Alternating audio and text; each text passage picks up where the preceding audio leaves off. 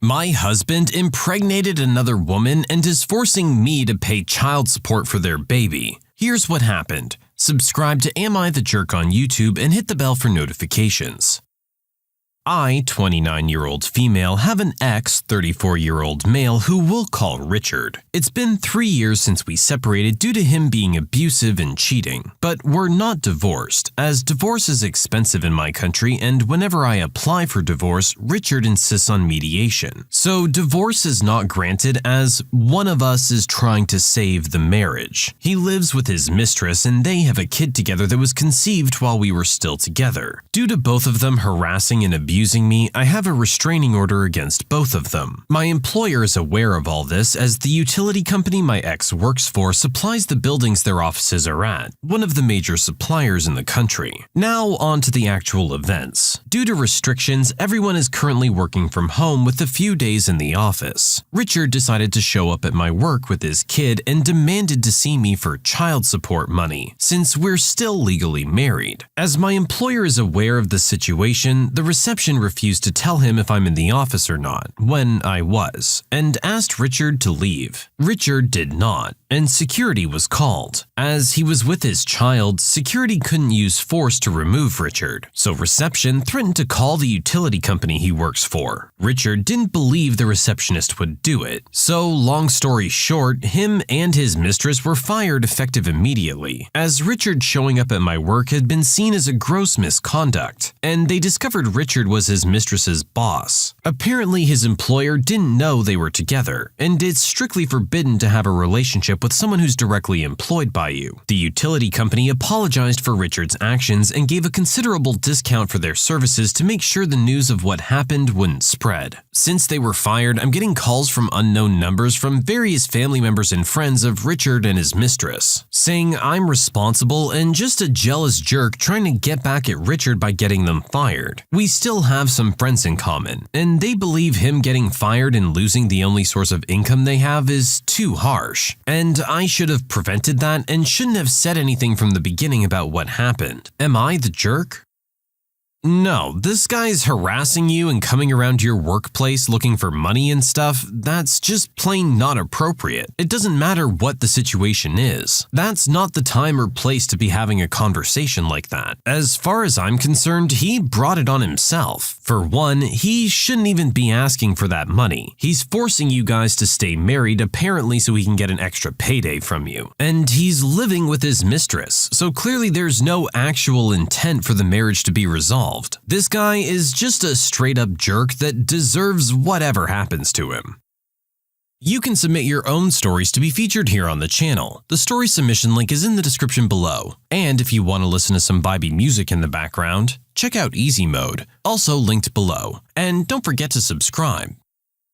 My company has been stealing employee wages for years, so I made a call to the government. I worked in maintenance for a religious organization that owned a large number of aged care facilities. Even though they were supposedly not-for-profit, they went all out to scam the government for as much money as they could. For example, I once saw a claim for wandering behavior in a bedridden resident so they could claim he had dementia and put him in a locked ward and get extra money. I became aware that they were paying less than the minimum wage for many of the non-nursing staff. A high percentage of housekeeping were from overseas, and they thought they could get away with it. In my country, you can claim back wages for 6 years, and it so happened I was just about to reach that mark, and I was thoroughly sick of their hypocrisy. I scheduled a meeting with the care manager in human resources. In the meeting, I requested to be paid the correct wage. When they realized I was not going to back down, they agreed to pay me correctly, and would back pay me, but only if I didn't tell the other employees. I declined, and it ended up costing them over $700,000 to back pay everyone. They didn't know I was recording the whole conversation. They made everyone with the same job description as me redundant because they couldn't think of a way to legally fire me, and then outsourced maintenance, which ended up costing them much more. I took a nice holiday with the redundancy pay and informed on them with documented proof to the government aged care regulator for the fraud. They were inspected with a fine-tooth comb, and 2 of their flagship homes were put under 6 months constant government supervision. Always remember that wage theft is the largest crime wave in history. It's ongoing, and no one ever goes to jail for it.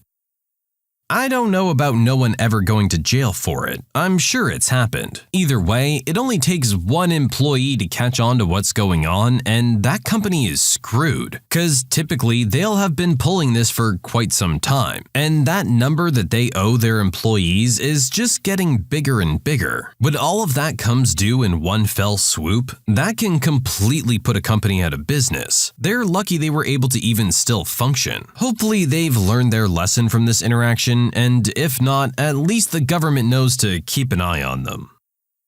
Entitled mother thinks people in wheelchairs are convenient bag holders. This isn't my story, but it was told to me by my girlfriend. She's a C4-5 quadriplegic due to a diving accident last year and can't move anything below her shoulders. She goes to a weekly physical therapy appointment at a clinic to try to stimulate recovery, which is where this goes down. Her and her parents get there a little early and they're inside talking to the doctor while she's using the voice control software on her phone to check messages. The door to the clinic slams and out walks entitled mother and her son, a teenager wearing a Letterman jacket with his arm in a sling, apparently after he had a PT session. So entitled mother comes in hauling a big bag of something for her son along with her purse. They plunk everything down only feet away from where my girlfriend has parked her chair. She says the room was near empty, and entitled mother begins loudly fiddling around with the large bag. She drops her purse several times, then turns around to where my girlfriend is minding her own business. "Here, hold this for me for a minute." Without waiting for a response, she just drops the purse into my girlfriend's lap and turns away before she can react. She can't move her arms to sweep the bag away, and she says she was in shock at the moment. Excuse me, you can't just put your bag in my lap." "Oh, I'll just be a minute." "It doesn't matter. Just because I'm in a wheelchair doesn't mean you can just drop objects on me. You wouldn't do it to a random person sitting in a chair, would you?" "Look, don't get all politically correct with me. My son's disabled too." "Mom, I'm not disabled. I just dislocated my shoulder. Give me the bag, I'll hold it." "No, you're injured. It's fine where it is. She's not doing anything." "It doesn't matter what I'm doing. Look, take your bag or I'll get my parents over here." "Fine, I'm done. Was that so hard?" She smirks as she picks up her bag. "I bet it felt good to be useful, didn't it?" As they walk out, injured kid briefly turns back and mouths "I'm sorry" as they leave. My girlfriend wants it to be known that she's never been so frustrated with her paralysis as when it kept her from slapping entitled mother right in her smug face. Seriously, this is a complete lack of respect. You're not even treating her like a person. You're treating her like a table. There's no reason you couldn't have just put it on the ground or a chair or anywhere else. You chose to take advantage of this disabled girl who just happened to be sitting next to you and couldn't do anything about the fact that you're putting your bag in her lap. At least the son seems to know what a jerk his mom was. Hopefully he had a talk with her afterwards to show her just how inconsiderate she was being. My manager says I need to call in sick before 6 o'clock in the morning, if you insist. My job starts around 2 p.m. Usually that means I wake up at around 9 o'clock in the morning. A few weeks back, I woke up at 9 o'clock feeling sick and dizzy and throwing up. I went to bed fine the day before. I called work at around 10 and said I couldn't get in. My manager is immediately like, "Our policy is to call in sick before 6, so you won't get your hours." My manager arrives at the building at around 10, so it would have been impossible to call before 6. Anyways, we also have to call daily to let them know we're going to come in if we're sick. Next morning at about 5, I wake up and call. Of course, there's no answer. Duh, there's no one there yet. I decide to call the manager directly. She answers all groggily and is like, "What?" "Yeah, I wanted to let you know I'm still sick." "Couldn't you have done that last night?" "Yeah, but I could have been better this morning." Next day, I do the same, and the day after that, too. She sends me an email explaining how the rules had been changed and 10 is now acceptable. Clearly, the manager didn't think this one through. Who are they gonna call at 6 a.m. except you? There's no one in the office. Their only other option if they want to follow protocol as you've laid it out is to call you. She clearly realized this mistake pretty quickly and corrected it. If our original poster didn't do this, then someone else would have eventually. Next time, just use a little bit of common sense. Today, I accidentally broadcasted my partner finishing. I'm currently a university student. All classes are being delivered online due to the pandemic, and as such, we log into Microsoft Teams to participate in our lessons. I logged in this morning for a group tutorial, and all was well. Then I had a 30-minute break before my next class, statistics this time around. In this 30-minute break, my girlfriend decided we should participate in some extracurricular activities, if you know what I mean. So, wham bam, we got it on. Time was against us, and whilst I managed to achieve the intended result, she was somewhat lacking. Had time been on my side and I was a better lover, I would have facilitated the equal achievement for my partner. However, as previously stated, I was required to study some statistics. The lecture started, and my partner continued next to me in the bed, while I, somewhat distracted, tried to continue my studies. She achieved a spectacular finish with full-on adult entertainment sound effects. Fantastic. My lecturer tried to stifle a laugh, and then to my horror I saw I was not muted. Crap. I think it was unmuted when I made the Teams window full screen. We valiantly carried on as if nothing had happened, and my WhatsApp group exploded with comments. This has gone well. On the bright side, the lecture is recorded so I can relive my moment of shame at my leisure. Screw stats. My friend, I feel like maybe you should have just gone in the other room and let her do what she needed to do. You didn't need to be right next to her while it was going on. And you probably should have double, triple, quadruple checked that you were actually muted. I don't know. For me personally, muted or not, this is just a little too close for comfort. Personally, I wouldn't feel comfortable in a video chat next to her while that's going on. Yeah, I think the solution here is obvious. Next time, just go to another room. I couldn't help but laugh out loud at my boyfriend while we were in bed together. Strap yourselves in, everyone. I'm not quite sure what to do here. Today, my boyfriend, male 19, and I, female 19, were sitting at the table having breakfast. During our conversation, he brought up our escapades from last night. See, here's the issue. My boyfriend is a great guy. Funny, smart, incredibly hot, but there's just this one thing that is so hard for me to look past. Whenever we hook up, he makes these noises that sound exactly like a Minecraft villager. Usually I can just ignore it, but last night I don't know what happened, but I just couldn't. As he finished, he made the loudest groan I've ever heard. This groan sounded like a bass-boosted Minecraft villager played at 100 volume through headphones. I lost it. I let out a little giggle and practically sprinted to the bathroom before I exploded with laughter. He heard and asked what was so funny, and I told him I just saw a funny post on my phone and that was that. Well, that brings us to this morning. I was hoping he wouldn't say anything, but of course he had to ask what I saw that was so funny. At this point, I figured I just had to tell him the truth. So I said, "Babe, I'm really sorry, but last night you made a really funny sound and I couldn't stop laughing." He's a good sport, so he laughed, but then he asked me to describe it to him. I told him that he makes villager noises whenever we sleep together, and he became very confused. So I pulled up a video on YouTube and it did not sit well with him. He told me I was lying, and there was no way. I told him that I wasn't lying, and that really I'm used to it at this point. But then he accused me of trying to embarrass him, and told me there was no way he could sound like that in bed. I didn't step down, but I did tell him it was okay. He's ticked now though. He hasn't said a word to me since, and we have to leave to go see his family tomorrow for Christmas stuff.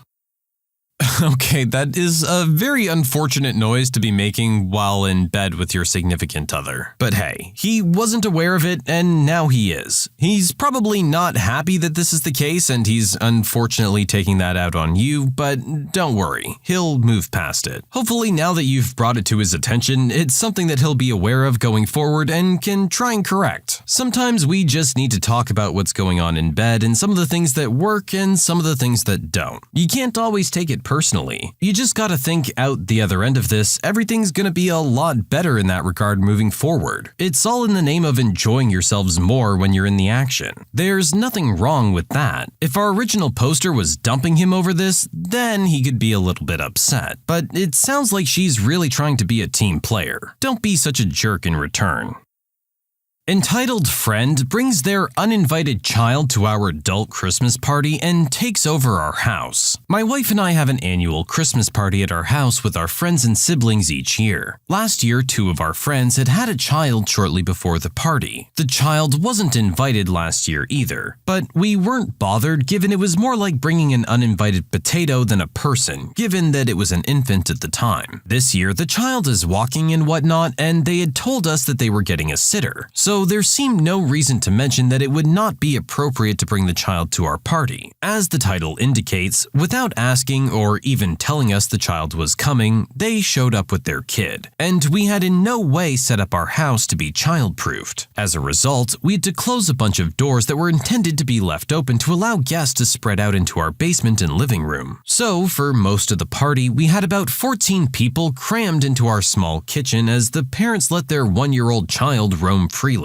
Our party is by no means a rager, but people were drinking a lot less than normal, and my wife and I weren't drinking at all, as we're responsible for what happens in our house, and the parents weren't keeping a good eye on their child. The one thing the mom decided to do was tape a bunch of our drawers shut, without asking if she could do so, and with our tape, which meant she went through our drawers without asking. Obviously, the kid had been going around opening everything and pulling stuff out. As the unattended child continued wandering around, he kept messing with our dog, including taking food out of her bowl and pulling on her fur, and the parents still didn't do anything. Being between the dog and the child became part of my duties as host. Our dog is a rescue and quite skittish, and by some miracle of the universe, it just put up with the child each time I wasn't in the right place at the right moment. Similarly, the child pulled the bells off of our door and broke them. The bells our dog has used since the day she was adopted to signal she needs to go outside, and now she can't seem to understand that our new different-looking bells are for the same purpose. Next, the child was getting tired and cranky, and instead of taking the child home, they decided it was time to go into our guest room, which was closed and used to store all the extra stuff we had around the house that we moved to make room for the party and our guests. This greatly embarrassed my wife as we had cleaned all the public places completely, but we didn't do much for areas guests wouldn't see. Uninvited and without asking, they set up a playpen for their child, which they built, and then left the trash in our house before returning to the party themselves. They didn't leave until around 10, basically killing around half the party for us and much of the party for our other guests who didn't stay that late. I'm by no means mad at the child. They're a kid and don't know any better, but the parents should have known to not bring their kid to an adult Christmas party.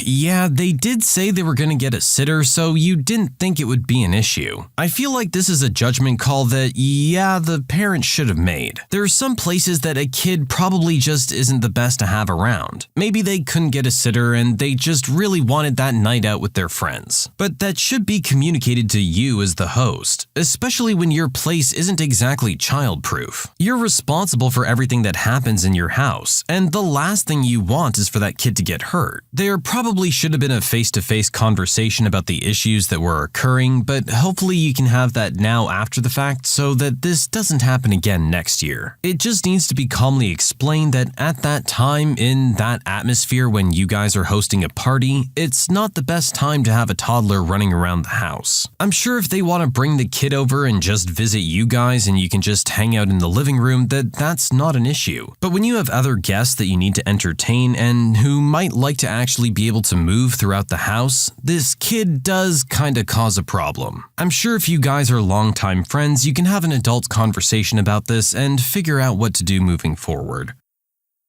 I think my boyfriend is more attracted to Pokemon than he is to me. Okay, so this happened a few days ago. My husband and I were in bed at night, and I was feeling pretty randy, so I definitely wanted to fool around. We were cuddling and talking and stuff, and in an attempt at being seductive, I asked him how his Pokemon campaign was going. So a bit of background, he's currently playing Heart Gold doing the Nuzlocke challenge. It's when you play through the game, but when your Pokemon die, they're actually dead, or something like that. He's been talking to me about it non-stop. Okay, so back to the story. I was trying to be seductive by asking him how his Nuzlocke challenge was going, because I thought he'd think, oh, she cares about my Pokemon endeavors. That's so sexy. Anyway, he answered my question for a long time. We didn't fool around that night.